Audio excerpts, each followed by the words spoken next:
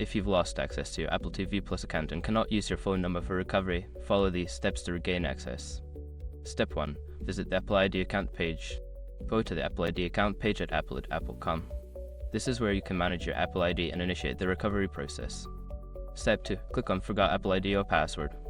On the account page, click the link that says Forgot Apple ID or Password. This will take you to the recovery options for your account. Step 3. Enter your Apple ID.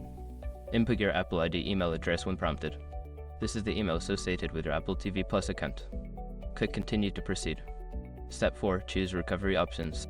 Since you do not have access to your phone number, select the option to receive an email for account recovery. Apple will send a verification email to the address linked to your Apple ID. Step 5. Follow the instructions in the email.